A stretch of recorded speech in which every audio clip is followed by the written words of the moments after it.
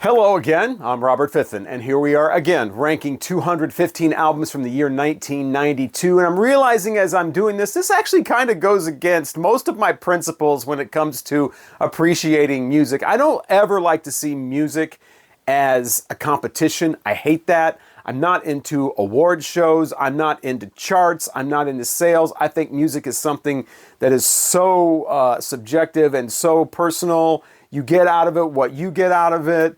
And it shouldn't be a competition like this band's better than that band or this album's better than that band. And yet here I am ranking albums. But for me, this is all based on my opinion or my experience or just what I get out of the albums listening to them after all these years. It's definitely not something that's to be taken as the gospel or the final word. Everybody has their own opinions. But generally, I don't like music competing with each other. But I think a countdown can be fun because you're waiting for the albums to come out. You know, whoever's doing the counting down. I still like countdowns, especially when it's one person's opinion because, you know, it's just that one person. It tells you a little bit about the person. But yeah, I've never been into music as competition. Now, having said that, we're up to number 118. This was the year that Manic Street Preachers came out with their debut called Generation Terrorists. And yeah, I think this did a lot more in the UK. Made a lot more of an impression than it did here in the U.S. It kind of came and went after a lot of like pre-press and, you know, this is coming out and, oh man, these guys are huge in the U.K. And it really didn't do too much here. But yeah, pretty good stuff on here. It's a very long CD, like a lot of the 1992 ones. This one is almost an hour.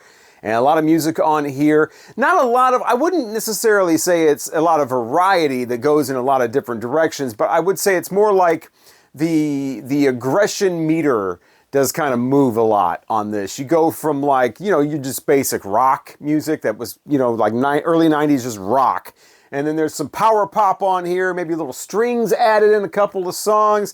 They do a remix on here. They've got a track on here called Repeat. That they've got the original version and then some Stars and Stripes US remix, which, you know, puts the beats in there and whatever more towards the end. So there's that. They go in kind of more of like a metal, you know, inching up there closer to metal in a couple of places.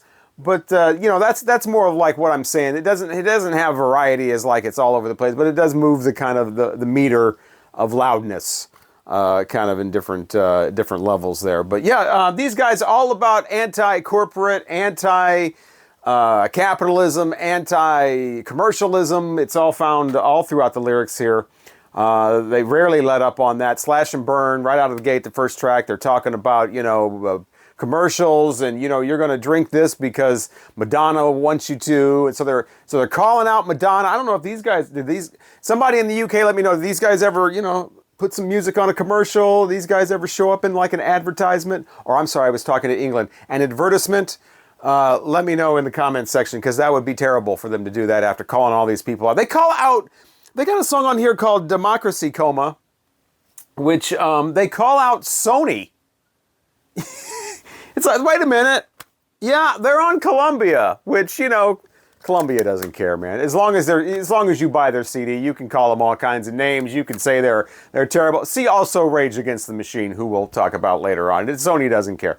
But yeah, so yeah, they've got great stuff on here. A lot of great music at the end of songs when the vocals are over and they're just rocking out. You know, tracks on here like Stay Beautiful. That's the song also where they keep saying, why don't you just, which I'm assuming is supposed to be fuck off, because you get a little bit of the F and then it cuts the vocals, but I don't think it's censored. I think they mean it to be that way because this does have the parental advisory on here and you do hear profanity elsewhere on this CD. So yeah, interesting. You know, a lot of the stuff on here still holds up today, unfortunately, as far as the lyrics go. And, you know, you knew that stuff wasn't going to go away. They were singing about it back in the early 90s. People, you know, still feeling the same way today about a lot of this stuff. But they are not afraid to name drop. They aren't afraid to call things out. So if you're in that mode, you might want to check out the Manic Street Preachers. But other than the lyrics, a lot of good music on here. All of it's very upbeat. All of it's very, you know, kind of, you know, punching you right in the face. But nothing too, like, extreme. You know, there's no like hard heavy metal on here, but it does take the power pop to kind of louder limit. All right, Uncle Tupelo is back with their third album this time. This is March 16th through 20th, 1992. That is the name of the album. It is all acoustic. It's basically just the guys and some acoustic guitars throughout this. I believe there's 14 songs on here. Maybe it's just 13. 13 or 14 songs on here. All go by pretty quickly. This is like a 45-minute long album, but the songs just breeze by. So it actually seems a lot shorter than that. This is a mixture of their own material mixed with some more traditional folk songs. Although, unless you're really deep into folk music, I don't think any of these are necessarily recognizable. They're not like folk songs that everybody knows. So, in hearing this, it just basically sounds like they're all Uncle Tupelo songs. They mixed up the, the traditional small town kind of characters in here with some gospel music. They've got a murder ballad in here. Fuck, I hate country murder ballads. I hate them. I grew up with some of those with my family, coming from Kentucky, and my mother's from the Upper Peninsula of Michigan.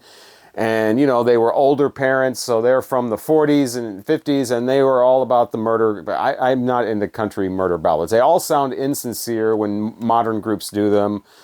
They just, I took my knife to my sweetheart down by the river and threw my baby in the well. No, you didn't. You did not. Anyway, I don't like country murder ballads. There's one on here called Lily Shoal. Just skip over that. Or maybe you like country murder ballads, you sicko. Then you'll want to hear that song.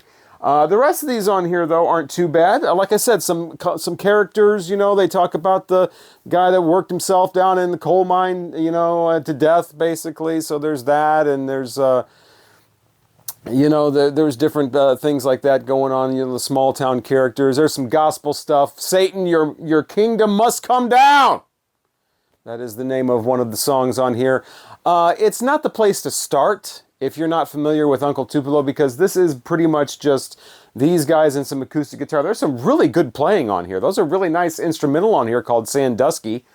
But yeah, some really good playing on here. And then there's a couple of tracks that is just like the brown, brown, brown, brown, brown, that kind of thing. So a little bit of a mixture of that. Produced by Peter Buck of REM. So these guys were always getting the REM comparisons on their first two albums. So I guess Peter Buck, that must have got Peter Buck's attention. He went to go see them live and thought, you know what? I want to produce one of their albums. So they're like, you know what? We'll make an all-acoustic album. That'll be our least popular. You can produce that one. So here we have March 16th through 20th, a business week in 1992. That is the name of this Uncle Tupelo. No pictures of the band on this. Very sparse kind of artwork here. Just a electric on the back, which is very misleading.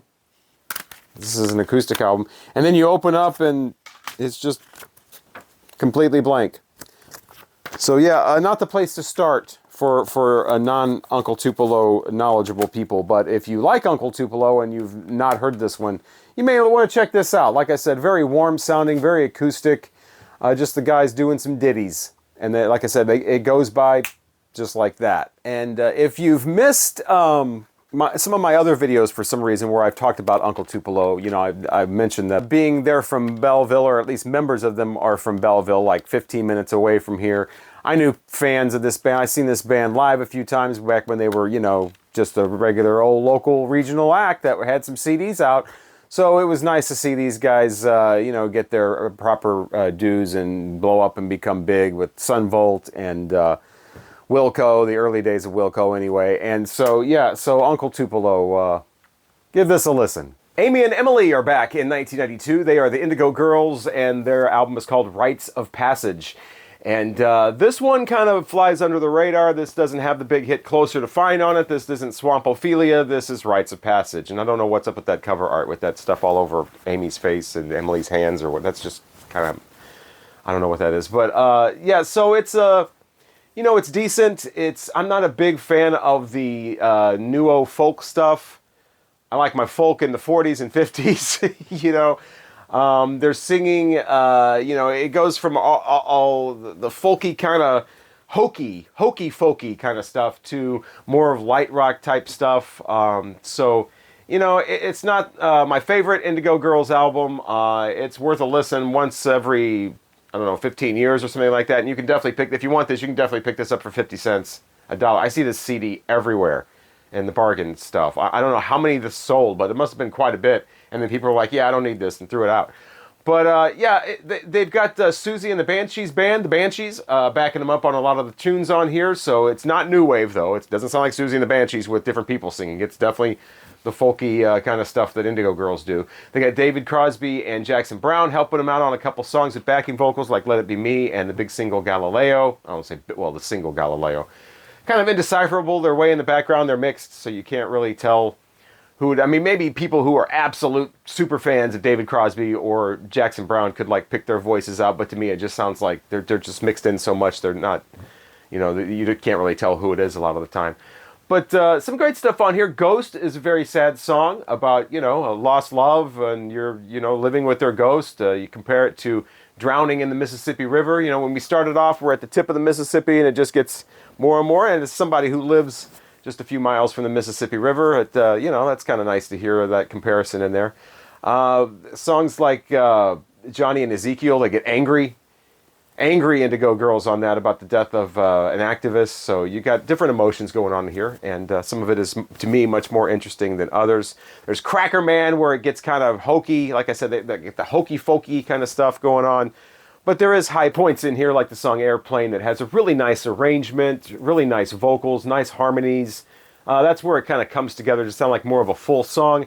And then, like I was saying before, you get the light rock stuff, like Let Me Come to You, which is just full-on light rock, adult contemporary type of thing. So different moods on here, different kind of song sounds, folky, light rock, more pop oriented stuff. So it is the Indigo Girls. Like I said, I really like their first one with the Closer to Fine on there. And but this one is just like, there's not anything that kind of jumps right out and like, oh, play that again type of thing. It's all just kind of mid. And like I said, I'm not really a big fan of the neo folk stuff anyway. In 1992, Peter Gabriel released another two-letter album title, and this one is Us. This one comes between So and Up, and it had been 6 years since So had come out, and this one sort of just follows some of the groundwork laid in that one, but it has definitely more of an early 90s sound. This is much more of the mellower parts of So than the big bombastic things like Big Time and Sledgehammer. For sure, there's nothing really like that on here. There's a song that attempts it, but it doesn't quite make it. But yeah, this is a very sort of thick, creamy mix on this. A lot of the low bass going on, a lot of the drum looping kind of stuff.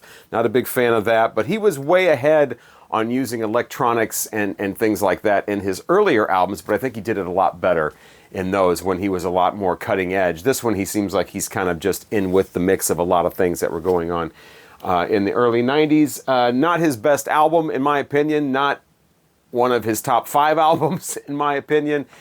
Especially hearing it again these days, it just kind of dreamily kind of flows along. It doesn't really capture my attention. It doesn't really make me go, oh, wow, that's great, or anything like that.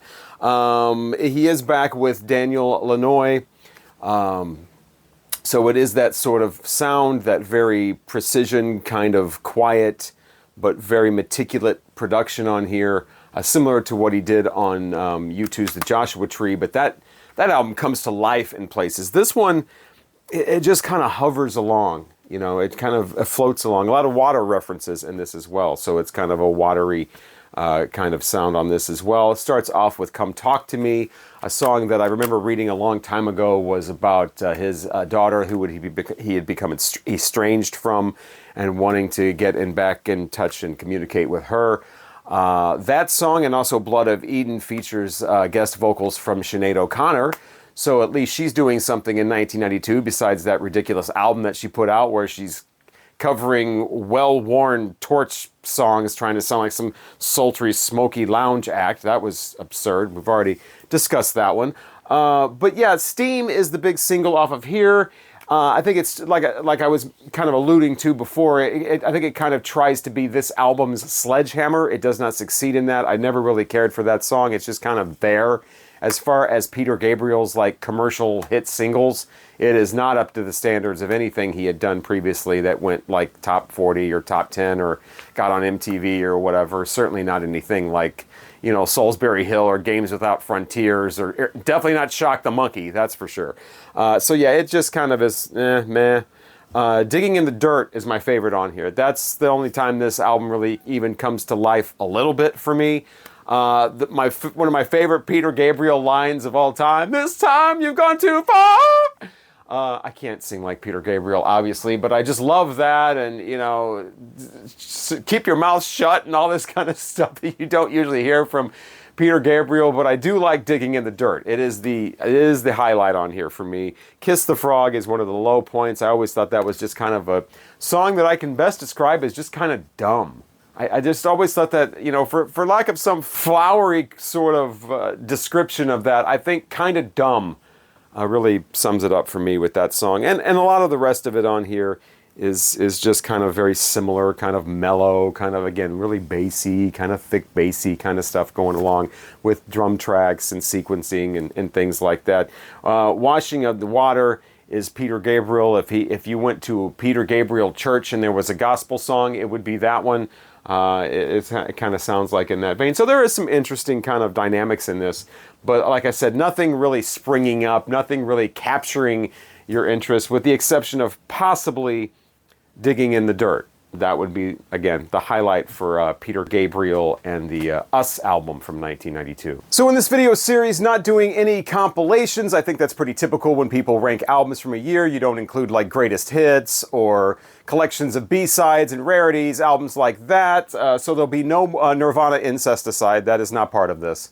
And this CD, Sebadoh, Smash Your Head on the Punk Rock, could sort of be considered a compilation, but not really. I mean, it's basically two EPs from the same year, 1992, put together. So, I mean, it's music from the same year, and it's only two EPs. So it's not, I mean, it technically is, but really it might as well not be. But anyway, so I'm including Sebadoh on the ranking here, and this is definitely, it's not punk rock, even though that's in the title of the album. Lou Barlow and company offering you their usual lo-fi, feedback, distortion-drenched melodies, and this one is no exception. Some early stuff from these guys. Now, if you're not familiar with Sebadoh and you're like, this kind of sounds interesting, maybe I'll check this out, you probably want to skip over the first track, called Crisis. This comes on, first thing you hear is squealing feedback, and then you hear just this obnoxious vocals just bellowing out. Then it goes into this, like, halfway through, just snaps into this, like, slower thing with this sort of pseudo-crooning going on, if you will. It sounds like it's probably, it's almost like they're pulling your leg. So I don't know how serious they are about that one. Brand New Love is track 2, and that's, to me, the first real song on here. Of course, this is, again, all very lo-fi, all very distortion-drenched, all very... They do have the bass in here, though. The bass comes through, because it's 1993. You gotta have them subs. Gotta have them subs moving. Speaking of sub, this is on Sub Pop. But yeah, so Brand New Love, got some nice melodies in there. And the third track as well, which is Circles Around Rustin, all backwards on the title. Nice guitar melodies, if you can find them. It's kind of like that thing with Dream Pop where you have to wade through the oceans of sound to get to them. Here you just have to like delve into the distortion to find the melodies. But they are there. There's some nice ones on those songs. And Lou Barlow doing his vocal thing, which ranges, like I said, from just screaming and bellowing to just really trying to sing. So on those two tracks, it's a little more in the singing realm there. They sound a little bit like a 60s garage rock band on the track Good Things. So if you're into like really lo-fi garage rock, you might want to check that one out. So there's a little bit of different flavoring going on this album, but it is definitely in that lo-fi, distortion-drenched, you know, singing into like a condenser mic kind of thing. So if that's not your thing, then this is not going to be a CD that you're going to be interested in. They do a cover of Everybody's Been Burned, the Neil Young Buffalo Springfield track, hence the Neil Young shirt. That explains this, the cover on here. It's like, why aren't you wearing the Nirvana shirt? Because they do a cover of Everybody's Been Burned. It definitely does not sound like the original. They definitely have their own thing that they're going on with that. So, you know, lo-fi craziness, distortion-drenched, you know, absurdities, mixed with nice guitar melodies mixed in there on some of the tracks. A little bit of garage rock fun going on as well. That is Smash Your Head on the Punk Rock from Sebadoh. Hey, it's those funky divas in Vogue with their 1992 album. I think this was maybe their second one or whatever. This was the first time I'd ever heard of them, though, with that huge song, My Lovin', No You're Never Gonna Get It. That was huge. That was on all the time. And I'm pretty sure that, what was the other big, Giving Him Something He Could Feel was, I think, what made me actually get this, because I thought they did a really good job with that song. It's a Curtis Mayfield cover. They do two of his songs on here, as a matter of fact. I think that one was that from Dream Girls? I think it was. But I thought that was pretty good, the way they handled that. So I picked this up a long time ago because I needed a little bit of just fluffy pop music in my collection, and that is certainly what this is. These ladies have nice voices, great harmonies and whatever, and I think when they stick to that is where they really shine. You know, you can tell the cover there. They're going for more of a classy kind of throwback, kind of R&B style, and that's where they really sell it on this album. When they try to get too gritty, too down and street and you know, funky, as it were, I think they start to kind of lose it a little bit there. The Free Your Mind song is okay as far as the message it's sending, but it's kind of got some clumsy lines and it's kind of clunky songwriting going on in that. But yeah, My Love and Never Gonna Get It samples James Brown's The Payback, and that's one of the things, it's one of the reasons I don't like samples, is because I hear that song and I just want to hear James Brown's The Payback. Now I just want to hear The Payback. Thanks a lot, In Vogue. But yeah, this is a decent album as for what it is. It starts off with, it's got the skit stuff in here. It starts off, they're all backstage, and it's like, where's my bass? I can't find the bass. I'm missing my bass. Can I borrow your bass? It's like, oh, honey, have you tried the woofer? I don't know where your bass is. Why do we need this in this song or this album? But anyway, they're going to go on stage and do the first track here, This Is Your Life, and get a big applause at the end. But yeah, Funky Divas from In Vogue brought back some memories. I haven't heard a lot of these songs in a long time, and yeah, the Never Gonna Get It though. That's the attitude one. That's, you know, the one everybody likes, and it just makes me want to hear James Brown's The Payback. 1992 brought us Stick Around for Joy from the Sugarcubes, and this is I believe their last one before Björk went solo. And a quirky little pop album, nice touches on here. Of course, the star of the show is Björk. That's the thing. And when she went solo, I don't think anybody really looked back on this too much. I mean, yeah, people still like the Sugarcubes or whatever, but when anything happens, like a reissue or something of a Björk solo album, it gets a lot more attention, a lot more interest than something from the Sugarcubes. And I think one of the things is, this is just a lot of pop music. I mean, there's, like I said, little sprinkles of interesting things on here, but nothing compared to the diversity, the creativity, the interest that is involved in Björk albums. I mean, those are things to really behold, and this is nice, basically. Stick around for Joy with the hit video. Well, the video's not on here, but the hit song that featured the video that was all over MTV's specialty shows for a while, called Hit. This wasn't supposed to happen. Again, I don't sing. It's obvious at this point. But those are the lyrics. The thing about the Sugarcubes that I think that really sets them apart from Björk's solo career is the gentleman who is featured on here. Einar Ørn, and he does a lot of talking, a lot of shouting, and even some pseudo rapping, and it's all completely uncalled for. Not a fan of his contribution to the vocals on this album. I never really have been. He reminds me of Fred Schneider from the B-52s as far as, you know, being kind of obnoxious and whatever. Now, he's not anywhere near as obnoxious as Fred Schneider. I don't mean to insult him quite to that extreme. But he is kind of like, okay, guy, can you take a breather, take a rest? It's funny because, obviously he's not featured on the solo albums. And on track 6 called I'm Hungry, it's like, am I on my way out, is what he keeps repeating. And it's like, yeah, you are. I don't know if he kind of saw the writing on the wall and was, kind of declaring his own demise. But yeah, on his way out. But Björk's the star of the show. And she's great on this. Just poppy little tunes. The hit song, which was sort of a hit, has a little bit of a New Jack drum sound, which I'm not a fan of at all, but it's back in the mix. It's not overbearing, and there's a lot of other better stuff going on in the song, so I don't mind it that much in that particular track. There's great little lyrics that pop up every once in a while, like in the song, Walkabout, she's talking about the delicious boy with the beautiful buttocks. You don't hear that in music very often. Usually, yeah, hot ass, you know, cute butt, whatever, you know, strutting your thing, you know, shaking that thing, whatever, but beautiful buttocks. Heard that again, I'd forgotten all about that. I used to love that, and, you know, immediately fell in love with the beautiful buttocks again. On the song Walkabout. You've got The Leash Called Love, where, you know, it's lead me with the leash, hit me with the leash, whip me with the leash. It's all a leash called love. So there are interesting things on this album. So Björk fans, if you don't know that much about the Sugarcubes and have never really heard this, or maybe haven't heard it in quite a long time, that's probably more of the case. I mean, I'm sure fans of her have checked out the Sugarcubes at one point or another. But if it's been a long time since you checked this out, maybe give this another spin. Stick around for Joy. But yeah, if you're expecting something like she delivers later in the 90s, it's a little more in just the pop area, and you do have to put up with the male vocals as well. Remember the Soup Dragons? Well, they remember you. In 1992, they had an album called Hot Wired. This is that. And just kind of the Manchester thing kind of continuing, but sounding a little more popish, a little more dance-oriented. They got the dance tracks going on. They got just a little bit of the Cabbage Patch and stuff going on. It's not too obnoxious, though. But I've had this since it first came out.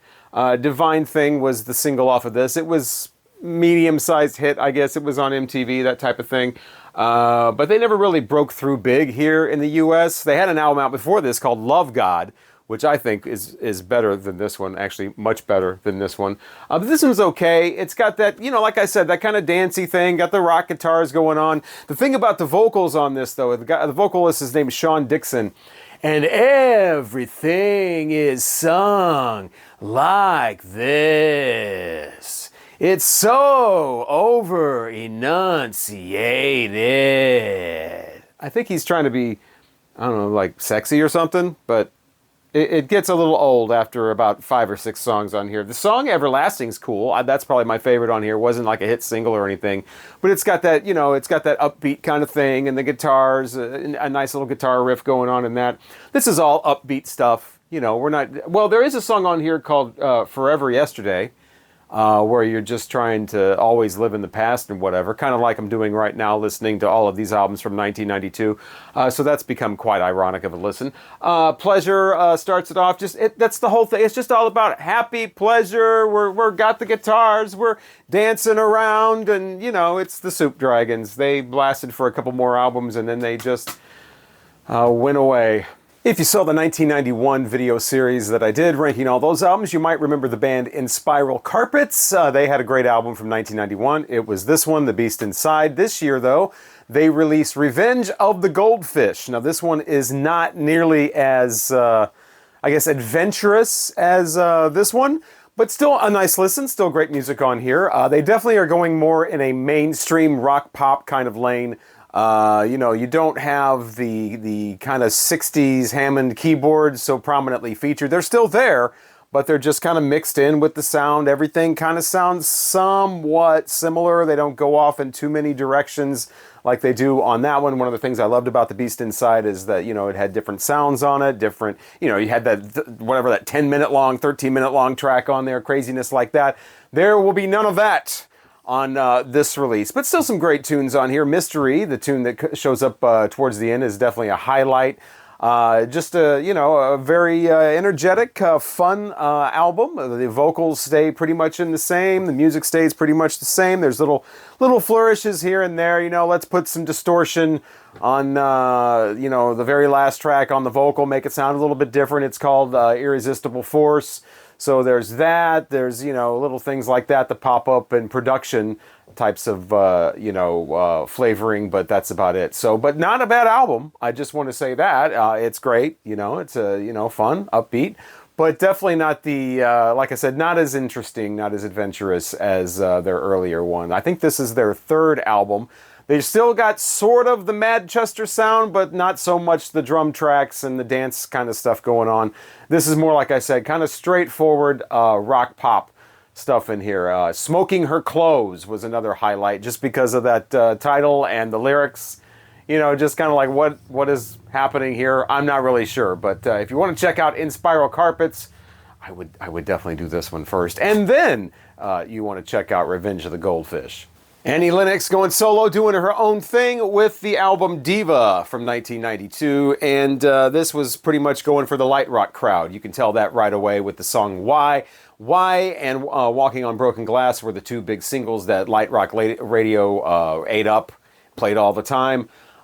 She's gotten away from the quirkiness, from the innovation of Eurythmics. You know, she's not with Dave Stewart anymore. She still has the fierceness in her voice. Annie Lennox always had an incredible voice. She's not using it as much in some of the later tracks on here. I wanted her to still have that intensity, still keep my interest. But this album just seems to be just interested in being like the latte and Barnes & Noble bookstore variety. You know, maybe she was going for a Grammy. I don't know. Yeah, it's very much in the soft rock vein. Walking on Broken Glass has an interesting arrangement and just the assembly of the instruments and the way that's put together is interesting. The orchestration and everything. Why is kind of more of a mid-level light rock thing. It certainly doesn't feel like something that should kick off an album, but either way it does. And then you get some seemingly kind of filler stuff in here, like Stay By Me and Money Can't Buy It. It just seems a little less inspired, I guess, and she's not really putting her voice out there. She's pulling back the range. She's kind of going in a more of like an even keel, kind of less emotional, definitely less intense kind of thing. And, you know, by the time you get to the song The Gift, instead of pulling you into this kind of world, you know, like she did on Eurythmics albums and whatever, it's kind of like you're being just kind of, you're fading out. It's kind of like, okay, I'm starting to lose interest, and then the album ends. The album actually ends with Keep Young and Beautiful, which is this old-timey sounding, you know, it's got the old 78 kind of records, you know, sound, and she's got the old-timey, like, production on there, and she's singing in, like, this vaudevillian type of thing. So that wraps up the album. Similar to what NoFX did at the end of their album that I was talking about. So Annie Lennox and NoFX have that in common on their albums of 1992, the way they wrapped them up. Cold is decent. That probably could have been another single. It definitely sounds a little cold. So it kind of goes with the feel of that title. Legend in My Living Room, kind of clever. But overall, I wanted this to be a lot more, I don't know, a lot more exciting, a lot more interesting, I guess would be the word, than it is. It lacks a certain amount of interest because Annie Lennox, again, with her voice, which is stellar, she was always interesting. And I think that is what I'm trying to say, is this lacks that amount of interest. It's just a lot of basic light rock. In 1992, Bruce Springsteen did the thing that Guns N' Roses did. Of course, they were the big ones that did it, but also Tom Waits did it. Juliana Hatfield did it. I think Elvis Costello did it. Nelly did it. I'm talking about releasing 2 brand new studio albums on the same day. 2 on the same day. Bruce Springsteen did that with Human Touch and Lucky Town. 2 albums that were recorded at different times, but then both released on the same day in 1992.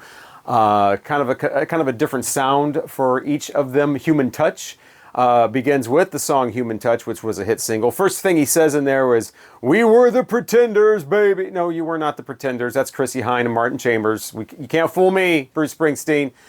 He's no E Street Band on this at all. He does have some other people joining. He's got Randy Jackson on bass, dog, from American Idol. He's got Sam from Sam and Dave, Sam Moore. He's got Ian McLagan on piano on a couple of tracks, but it's buried piano, so it's not really discernible. But yeah, just some studio musicians helped him out on these 2 albums.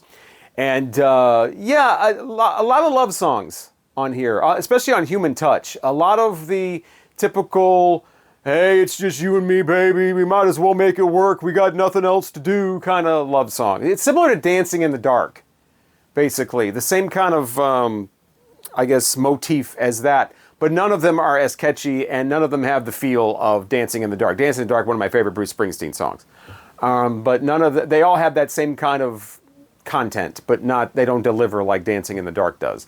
But it's that same kind of vein that a lot of these lyrics are, with the exception of 57 Channels and Nothing On.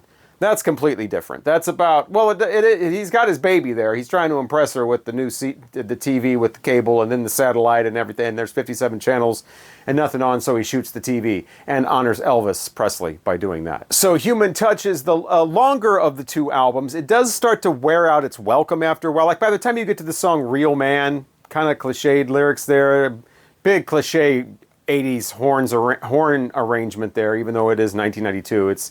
It's that 80s kind of horn sound. And his voice, that the dude's from New Jersey, right? And this way he talks about, hey, mister and darling, and well, we went for a ride out on the, that kind of whole thing. It gets really hokey in the song With Every Wish. That's the one where it's just like, dude, I got a question. If somebody is in New Jersey or from New Jersey watching this, do people in New Jersey talk like that? Because it sounds to me more like a lower Midwestern kind of Southern Missouri way of talking. It's just this whole like slacker kind of, hey, we're going for a ride in my Harley and she and I am bound to go boardwalk and we're going for a ride. People in Jersey don't talk like that, right? That's not like a put on voice, I think, right? I don't know. But anyway, it gets really silly after a while, especially after you listen to a long album like that. And I definitely took some time between listening to Human Touch and Lucky Town. I didn't do back to back, believe me. And Lucky Town is actually shorter. The songs seem a little more interesting. It's a little more, I guess, upbeat in its nature.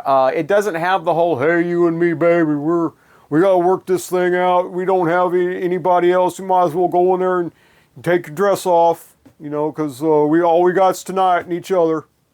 Shit. There's not a lot of that on Lucky Town. There's actually some of the social, observations and things like that.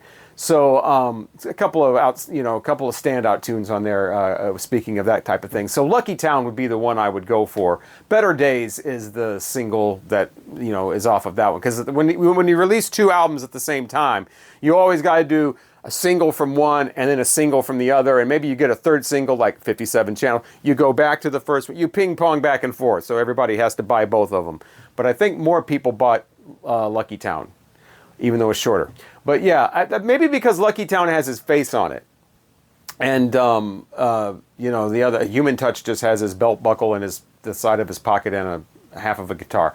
But anyway, Bruce Springsteen, not his best stuff coming out. I think he wore himself a little thin with the whole 2 albums thing. He should have just released one good album, and not quite so many songs with the same theme on Human Touch.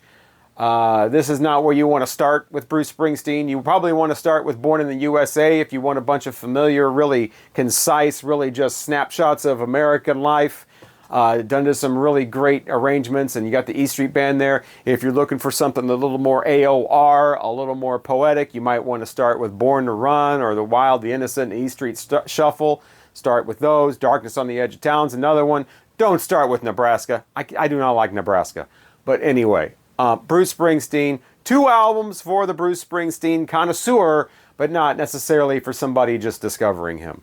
All right, as the ranking continues of 215 albums from the year 1992, I'm Robert Fithen, and it seemed like in this video, instead of a lot of the extreme metal I've been talking about, neo-psychedelia, alternative rock, alternative pop, metal, all the way out stuff that I'd never even heard until I started doing this. This particular episode seemed to feature a lot of more mainstream stuff, pop and R&B and mainstream rock, Bruce Springsteen. Don't forget New Jersey.